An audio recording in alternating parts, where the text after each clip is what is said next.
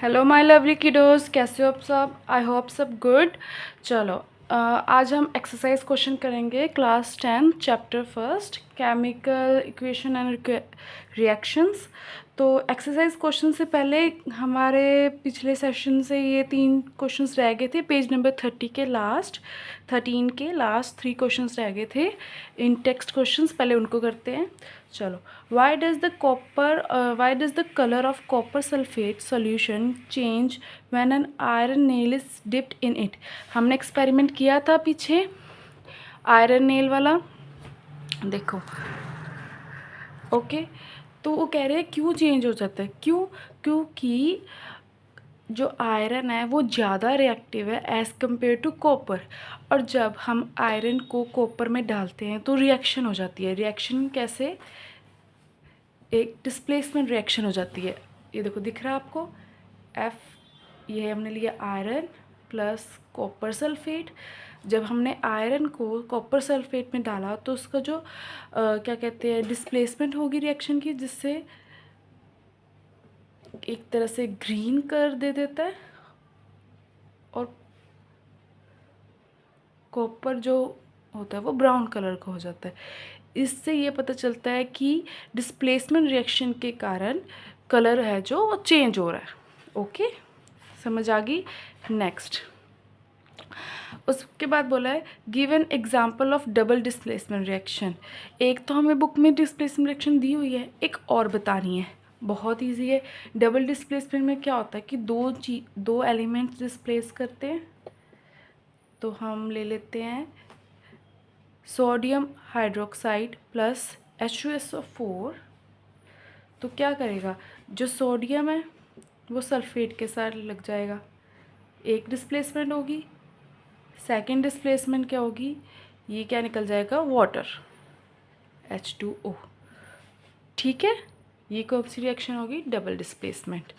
Next, identify the substances that are oxidise. हमें बताना है, इनमें ये दोनों पार्ट दिए हुए हैं, रिएक्शंस दी हुई हैं, इसमें से कौन सा ऑक्सीडाइज कर रहा है और कौन सा रिड्यूस कर रहा है। ऑक्सीडाइज वो करेगा जो अपने साथ ऑक्सीजन ले लेगा। अब देखो, जो सोडियम ने ऑक्सीजन के साथ रिएक्ट किया और सोडियम ने क्या ऑक्सीजन को ले लिया, तो ये कौन सी रिएक्शन हो गई, ये होगी ऑक्सीडाइज्ड रिएक्शन, ऑक्सीडेशन रिएक्शन। और दूसरा, कॉपर इसमें क्या कर रहा है, इसमें कॉपर ऑक्सीजन को लूज़ कर रहा है आगे जाकर, तो ये क्या हो गया, एक तरह से रिड्यूस्ड। और हाइड्रोजन ऑक्सीजन को ले लेता है, तो इसमें जो देखो कॉपर हो गया रिड्यूस, लेकिन हाइड्रोजन क्या कर रहा है, ऑक्सीडाइज कर रहा है। तो वैसे ये रिएक्शन, पूरी रिएक्शन क्या होगी, oxidation reduction reaction, redox reaction होगी। पर उन्होंने पूछा क्या है, हमें पूछा है कि कौन सा सब्सटेंस ऑक्सीडाइज कर रहा है और कौन सा सब्सटेंस रिड्यूस कर रहा है। तो पहले में Na मीन्स सोडियम ऑक्सीडाइज कर रहा है, ठीक है। दूसरे में कॉपर रिड्यूस कर रहा है और हाइड्रोजन ऑक्सीडाइज कर रहा है, ठीक है। चलो, अब हम आते हैं एक्सरसाइज क्वेश्चन में। चलो, एक्सरसाइज क्वेश्चन करते हैं जल्दी जल्दी से। Which of the statement about the reaction below is incorrect. अब इसमें पता नहीं कौन सी जो रिएक्शन है वो, मतलब कौन सी स्टेटमेंट है वो इनकरेक्ट है। अब देखो, ये ऑक्सीडेशन रिडक्शन पे सीधा सीधा देखो, आपको पता चल रहा है ना, ऑक्सीडाइज और रिड्यूस पे है क्वेश्चन। अब देखो, PbO लेड लिया और कॉपर लिया, तो ये हमें उन्होंने रिएक्शन दी है। इसमें जो लेड है वो क्या कर रहा है, रिड्यूस। जो लेड है वो क्या कर रहा है, रिड्यूस्ड। और जो कार्बन है वो ऑक्सीजन को ले रहा है, तो वो क्या कर रहा है, कार्बन है ऑक्सीडाइज्ड, ठीक है। अब देखो, लेड इज गेटिंग रिड्यूस्ड, ठीक है। कार्बन डाइऑक्साइड, एक मिनट, उन्होंने पूछा है लेड इज़ गेटिंग रिड्यूस, नहीं। अब अकेला लेड ये है, ये रिड्यूस नहीं कर रहा है, लेड ऑक्साइड इज़ रिड्यूस्ड, ठीक है। अब इसका नेम देख लो, पहले इसका नेम याद कर लो। ये है लेड ऑक्साइड, ये है कार्बन, ये है लेड और ये है कार्बन डाइऑक्साइड। इसके बेस पे हमने देखना है, मीन्स हम ये क्या कहेंगे, जो लेड ऑक्साइड है वो रिड्यूस कर रहा है और अकेला कार्बन क्या कर रहा है, ऑक्सीडाइज कर रहा है। तो पहला उन्होंने बोला है कि lead is getting reduced, lead reduce कर रहा है, नहीं, लेड ऑक्सीडाइज रिड्यूस करके लेड बना रहा है। तो पहला गलत, इनकरेक्ट हमें एक मिल गया।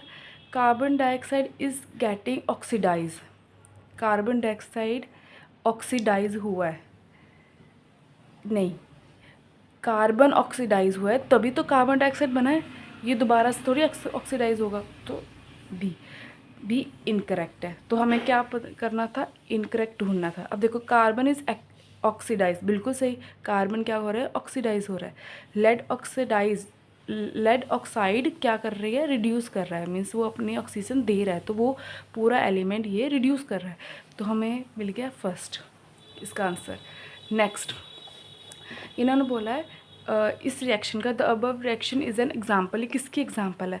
तो आपको देखो सीधा सीधा पता चल रहा है कि जो आयरन के साथ ऑक्साइड था, तो ये एक तरह से डिस्प्लेसमेंट हो रही है, इसमें रिड्यूस नहीं हो रहा कुछ भी, इसमें डिस्प्लेसमेंट हो रही है। तो ये कौन सी होगी, डिस्प्लेसमेंट रिएक्शन। ओके, इसमें डिस्प्लेसमेंट हो रही है, Fe2O3 और Al O3 Al के पास चला जाता है, ठीक है, एक तरह से डिस्प्लेस हो जाता है, तो इसमें डिस्प्लेसमेंट हो रही है। तो इन चारों में से ऑप्शन कौन सा सही है, डिस्प्लेसमेंट रिएक्शन। कॉम्बिनेशन नहीं हो रहा, डबल डिस्प्लेसमेंट भी नहीं हो रही, डिकम्पोजिशन भी नहीं हो रहा, तो क्या हो रही है, डिस्प्लेसमेंट रिएक्शन। आंसर क्या है, फोर्थ। उसके बाद what happen when the dilute hydrochloric acid, वो बोल रहा है वह अगर हम डिल्यूट हाइड्रोक्लोरिक एसिड लें और is added to iron filings, उसमें आयरन फिलिंग्स डाल दें, मीन्स हम हाइड्रोक्लोरिक डिल्यूट एसिड लें और उसमें आयरन डाल दें, तो क्या होगा, हाइड्रोजन गैस निकलेगी। पहले तो सबसे पहले ये देखो कि ये रिएक्शन क्या बन रहा होगा, मीन्स अगर हमने आयरन लिया है और हाइड्रोक्लोरिक एसिड लिया है डिल्यूट, तो इसका क्या बनेगा, सीधी सीधी बात है, डिस्प्लेसमेंट हो जाएगी, ठीक है। जब डिस्प्लेसमेंट होगी और उसके साथ हाइड्रोजन गैस रिलीज़ हो जाएगी, अकेला हाइड्रोजन रह जाएगा, ठीक है, ये आयरन क्लोरीन के साथ अटैच हो जाएगा और हमेशा हाइड्रोजन निकल जाएगी। तो देखो इन्होंने बोले hydrogen gas and iron chloride are produce, बिल्कुल सही, हाइड्रोजन गैस और आयरन क्लोराइड प्रोड्यूस होंगे, बिल्कुल सही। तो इसका फर्स्ट ऑप्शन सही है। उसके बाद what is balance chemical equation, balance chemical equation क्या होता है, क्या बैलेंस केमिकल इक्वेशन वो इक्वेशन होती है जिसमें दोनों side left hand side is equal to right hand side in the case of molecules. अगर यहाँ पर 3 मॉलिक्यूल्स है तो यहाँ भी 3 मॉलिक्यूल्स होने चाहिए, ठीक है। तो इसकी आप अगर आपने पेपर में लिखना है, कैसे लिखोगे, when the number of atoms of a different elements on reactant and product size, ये reactant साइड होगी, ये प्रोडक्ट साइड होगी, कि दोनों के एलिमेंट्स के साइड, दोनों side atoms, number of atoms equal होंगे, तो उस इक्वेशन, केमिकल इक्वेशन को क्या कहेंगे हम, बैलेंस केमिकल इक्वेशन। तो उन्होंने पूछा why should chemical equations are balanced. अब बताओ उनको बैलेंस क्यों किया जाता है। देखो बैलेंस इसलिए की जाता है क्योंकि एक law of conservation of mass के अकॉर्डिंग, अगर हम कुछ मास दे रहे हैं, मास हमेशा कांस्टेंट रहता है। अगर हम 2 मॉलिक्यूल्स हाइड्रोजन के डाल रहे हैं तो 2 हाइड्रोजन मॉलिक्यूल्स हाइड्रोजन के डालेंगे और 2 ऑक्सीजन के डाल रहे हैं, तो हमें वापस में भी 2 मतलब अगर वहाँ पर हम 4 मॉलिक्यूल्स डाल रहे हैं, 4 एटम्स डाल रहे हैं, तो हमें वापस भी 4 ही मिलेंगे ना। ये थोड़ी होगा कि 5 मिल जाएंगे कि और ऐड हो जाएगा, नहीं। तो जितना हम रिएक्ट कराएंगे तो उतना ही हमें प्रोडक्ट मिलेगा, ठीक है। इसलिए हमें एज अ रिटन में भी, थ्योरेटिकल में भी हमें उसे उस इक्वेशन को हमें बैलेंस करना चाहिए, क्योंकि प्रैक्टिकली हमेशा बैलेंस होता है, इसलिए इस थ्योरेटिकल में भी बैलेंस्ड। चलो अब ज़्यादा टाइम नहीं लेंगे, फटाफट से करेंगे।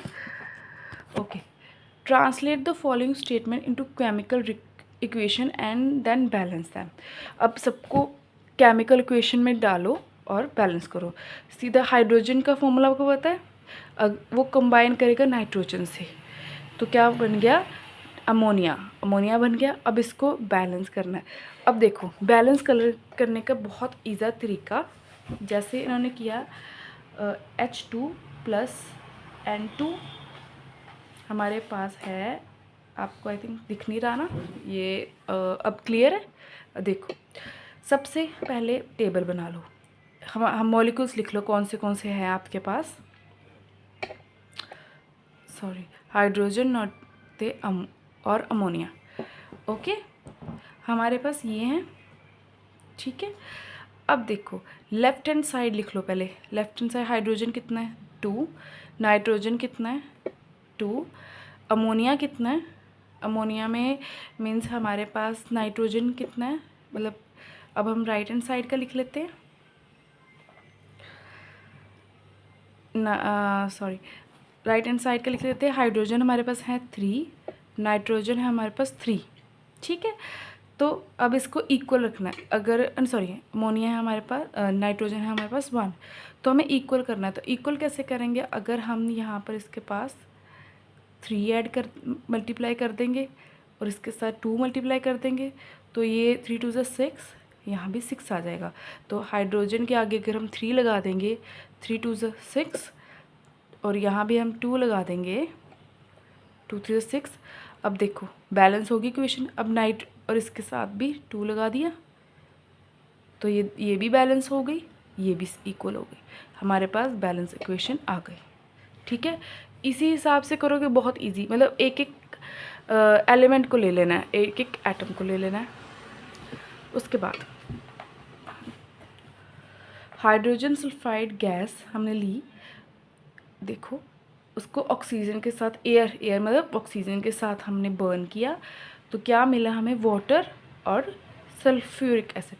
ये आपको मॉलिक्यूल्स आपके दिमाग में होने चाहिए, आपको पीरियोडिक टेबल आपके दिमाग में होना चाहिए, और हर एक आपको पता होना चाहिए बेरियम का क्या सिंबल है, क्लोराइड का क्या सिंबल है, वो चीज़।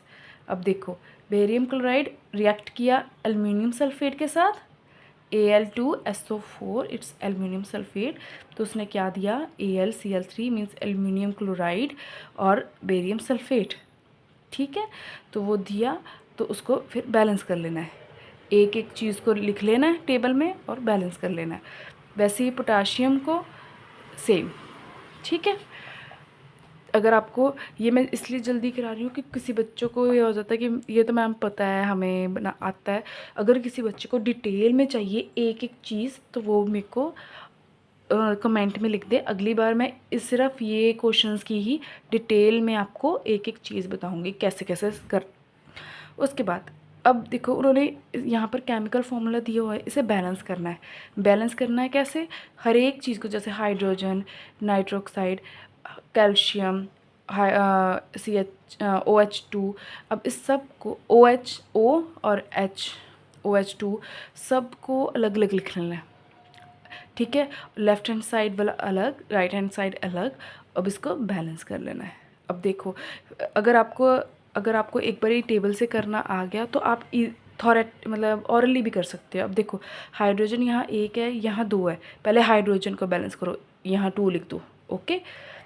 NO3 यहाँ 2 हो गए, क्योंकि हमने 2 लिख दिया था, यहाँ 2 हो गए, यहाँ भी 2 है, चलो सॉल्व। Ca यहाँ पर 1 है, यहाँ भी कैल्शियम 1 है, ओके। OH2 यहाँ पर 1 है, 2 है, मीन्स ऑक्सीजन 2 है और हाइड्रोजन 2। अब देखो कई बार हमें डिफ़िकल्टी होती है कि हम यहाँ भी हाइड्रोजन, यहाँ भी हाइड्रोजन। अब हमने देखना है कि देखो यहाँ पर हमने 2 हाइड्रोजन 2, यहाँ हमारे पास हाइड्रोजन 3 है, H2 यहाँ पर 1, ये मतलब 2 यहाँ पर हाइड्रोजन, 1 यहाँ पर hydrogen, means left hand side हमारे पास 3 है और यहाँ पर हाइड्रोजन 2 है। तो हमें इसे बैलेंस करने के लिए यहाँ पर 2 लगा देंगे तो ये 2 और 2 4 हाइड्रोजन, और यहाँ भी 2 लगा देंगे, 2 और 2 4 हाइड्रोजन, ऑक्सीजन 2 यहाँ पर ऑक्सीजन हो जाएगा। देखो ठीक है, ऑरली हम कर सकते हैं। अगर आपको फिर नहीं क्लियर हो मैं दोबारा से करा देती हूँ। ये देखो उन्होंने इक्वेशन दी है HNO3 plus CaOH2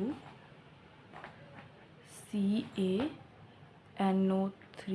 2 plus H2O। अब देखो ध्यान से देखो, यहाँ हाइड्रोजन कितने हो गए 2 3, मतलब हाइड्रोजन हमारे पास है 3, ठीक है। यहाँ पर कितने हैं 2। अब इसको बैलेंस करना है तो देखो अगर यहाँ पर 2 ले लेंगे तो 2 यहाँ पर 2 है 4 हो जाएंगे, और इधर भी 2 लिख देंगे, यहाँ भी हाइड्रोजन कितने हो गए 4।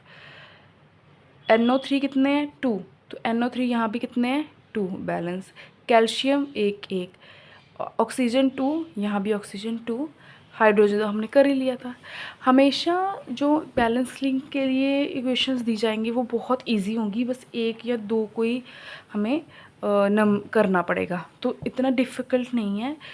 बस ये है कि ज़्यादातर ये होता है कि हाइड्रोजन को ही हमें अगर बैलेंस कर लेना हम हर एक इक्वेशन में, अगर पहले हाइड्रोजन को हम बैलेंस कर ले तो हमारी सारी इक्वेशन अपने आप बैलेंस हो जाती है, तो इसका ध्यान ज़रूर रखना, ठीक है। ये सॉल्व करना, नहीं सॉल्व होएगा तो मैं एक एक चीज़ सॉल्व करवा दूँगी। चलो हमारे पास थोड़ा टाइम कम है, फटाफट से करते हैं। ये भी है इन कैल्शियम ऑक्साइड को रिटर्न में लिखो, कार्बन डाइऑक्साइड को रिटर्न में लिखो और उसको बैलेंस कर दो, ठीक है। आराम से करो, जिसको लगे कि हाँ मेरे को देख के करना है पहले अपने आप करो, फिर मेरे यहाँ से देख लो आंसर्स, ठीक है, पॉज करके। Next 8th question. अब 8th क्वेश्चन देखो, ये भी सेम है, पर इसमें साथ में बोला है रिएक्शंस पे बताओ। अब इसमें देखो पोटाशियम ब्रोमाइड और बेरियम क्लोराइड। अब पोटाशियम के साथ आयोडीन लग गया और बेरियम के साथ ब्रोमाइड लग गया, तो फिर ये क्या होगी 2 बारी डिस्प्लेसमेंट होगी, तो ये कौन सी होगी डबल डिस्प्लेसमेंट। नेक्स्ट अब देखो यहाँ पर क्या हो गया, ये जिंक कार्बन डाइऑक्साइड एक तरह से ब्रेक हुआ मीन्स डिकम्पोजिशन हुई। और डिकम्पोजिशन अगर अकेला डिकम्पोजिशन रिएक्शन लिख दोगे तब भी ठीक है, बट अगर आप यहाँ पर साइन, इसी कौन सा साइन है, ये हीट का साइन है। हीट मीन्स हीट थी तो ब्रेक हुआ, तो वो थर्मल डिकम्पोजिशन रिएक्शन। अगर इलेक्ट्रिसिटी दें तो ब्रेक हो, तो फिर हम सीधा डिकम्पोजिशन रिएक्शन लिख दो, ठीक है। थर्मल नहीं भी लिखोगे तो भी चलेगा। हाइड्रोजन प्लस क्लोराइड, अब ये दोनों चीज़ें क्या कर रही है, कंबाइन कर रही हैं, तो कॉम्बिनेशन रिएक्शन। अब मैग्नीशियम और हाइड्रोक्लोराइड, क्लोरीन इसके साथ गया डिस्प्लेसमेंट हुई, तो डिस्प्लेसमेंट रिएक्शन। चलो अब नेक्स्ट क्वेश्चन पे आते हैं। What does one mean by exothermic reaction और एंडोथर्मिक रिएक्शन। पिछले मैंने अपने पार्ट में बताया है, बहुत अच्छे से कराया है कि एक्सोथर्मिक रिएक्शन वो होंगे जब रिएक्शन हुई और हीट क्या हो गई, रिलीज़ हो गई, ठीक है। जैसे ये देखो मीथेन प्लस ऑक्सीजन, जब ये दोनों रिएक्ट किए, कार्बन डाइऑक्साइड वाटर और हीट क्या होगी रिलीज़। अगर जिस रिएक्शन में हीट रिलीज़ हो वो एक्सोथर्मिक रिएक्शन होगी।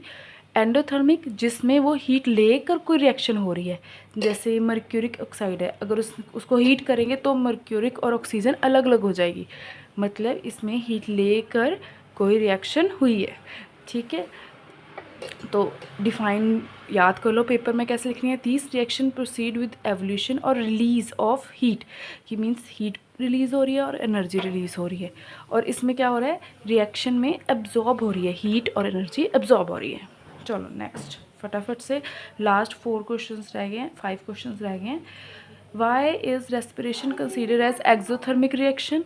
हम बताओ कि रेस्पिरेशन रिएक्शन जो होती है वो एक्सोथर्मिक क्यों कहते हैं, क्योंकि अब देखो इसमें क्या होता है, हम जब फूड लेते हैं, ठीक है, वो एक तरह से ब्रेक डाउन हो जाता है छोटे छोटे ग्लूकोज में डाइजेस्टिव सिस्टम में जाके, और जो ग्लूकोज है वो स्लोली ऑक्सीडाइज होने लग जाता है कार्बन डाइऑक्साइड और वाटर में, और क्या रिलीज़ करता है, हीट रिलीज़ करता है। अब देखो ग्लूकोज जब स्लोली ऑक्सीडाइज होगा वो कार्बन डाइऑक्साइड, वाटर और हीट रिलीज़ करेगा। हीट रिलीज़ और एनर्जी रिलीज़ कर रहा है, मीन्स एक तरह से कौन सी रिएक्शन हो रही है, exothermic reaction. Easy, so easy. Next देखो, why is decomposition reaction is called the opposite of combination reaction.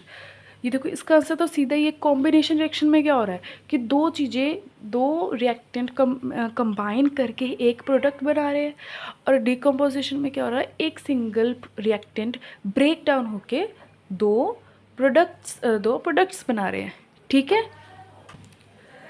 उसके बाद ये आपको डिफाइंस पीछे भी मिल जाएगी आपके बुक में है गिवन, और एग्जाम्पल्स भी। उसके बाद बोला उन्होंने right one equations each of. अब डिकम्पोजिशन 3 तरह से हो सकती है, तो उन्होंने क्वेश्चन पूछा है कि आप रिएक्शंस बताओ। हीट, जब हम हीट देते हैं तो भी डिकम्पोजिशन मतलब ब्रेक डाउन हो जाता है, लाइट देते हैं तब भी, इलेक्ट्रिसिटी देते हैं तब भी। अब ये तीनों चीज़ें आपकी बुक में एनसीईआरटी में पीछे दी हुई है, एक्टिविटीज़ में दी हुई हैं। ठीक है, तो आप ये भी लिख सकते हो, अगर कैल्शियम कार्बोनेट को हम देंगे हीट तो कैल्शियम ऑक्साइड और कार्बन डाइऑक्साइड बन जाएगा। वैसे ही लाइट की ये एग्जांपल है, इलेक्ट्रिसिटी की है। इलेक्ट्रिसिटी हमने इलेक्ट्रोड्स वाला किया है, तो वो ये तीनों रिएक्शन उसमें से आ जाएंगी। ठीक है, last second question, what is the difference between displacement and double displacement reaction. बहुत इजी है। डिस्प्लेसमेंट रिएक्शन वो होती है जिसमें सिंगल एलिमेंट की डिस्प्लेसमेंट हो। डबल डिस्प्लेसमेंट मीन्स दो एलिमेंट्स की डिस्प्लेसमेंट हो और या फिर एक्सचेंज हो। तो इसकी डिफ़ाइन भी आपकी एनसीईआरटी में दी है, मैंने स्टार लगाया है, पिछले पार्ट में देख लो, साथ साथ में उसकी एग्जांपल सिंगल एग्जांपल याद कर लो। ठीक है, नहीं तो यहाँ से देख के राइट डाउन कर लो, पॉज कर लो वीडियो और राइट कर लो, ये आपको एज अ याद करनी पड़ेगी। ठीक है, उसके बाद in the refining of silver the recovery of silver from silver nitrate solution involves displacement bye copper melter. Write down the reaction. अब उन्होंने कुछ नहीं बोला, ये उन्होंने बोला है, उन्होंने कंडीशन दे दी कि हमने पहले सिल्वर रिफाइनिंग करनी है। ठीक है, सिल्वर निकालना है, तो उन्होंने कहा कि हमें सिल्वर नाइट्रेट सॉल्यूशन में हमने कॉपर डाल दी, कॉपर मेटल डाल दिया, तो उसमें क्या हुई, डिस्प्लेसमेंट होगी। डिस्प्लेसमेंट के कारण कॉपर मतलब कॉपर मेटल के साथ जब किया उसमें डिस्प्लेसमेंट होगी, जिससे हमें क्या मिलेगा, कॉपर नाइट्रेट मिलेगा, और जो सिल्वर है वो हमें मेटल मिल जाएगा। ठीक है, कॉपर के साथ नाइट्रेट जुड़ जाएगा और हमें क्या मिल जाएगा, सिल्वर मिल जाएगा। तो ये हमारे क्वेश्चंस थे एनसीईआरटी के। अब इसके बाद मैं नेक्स्ट वीडियो में आपको एमसीक्यूज़ कराऊंगी, और उसके बाद अगर आपको कुछ और इम्पोर्टेंट क्वेश्चंस चाहिए होंगे तो मैं एक छोटी वीडियो उसकी भी बना दूंगी। सो ये डिटेल चलेगी। ये आज फर्स्ट चैप्टर के 4-5 पार्ट, आई थिंक 4 पार्ट्स तो हो ही जाएंगे, हर एक में छोटे छोटे डिटेल्स हैं। उसके बाद हम सेकंड चैप्टर करेंगे, वैसे ही करके हम पूरी बुक कर लेंगे, जो हमारा न्यू अपडेट सिलेबस है ना 2025 का, उसके अकॉर्डिंग। ठीक है, so thank you kiddos. Like, subscribe और शेयर ज़रूर करना मेरे चैनल को। Thank you.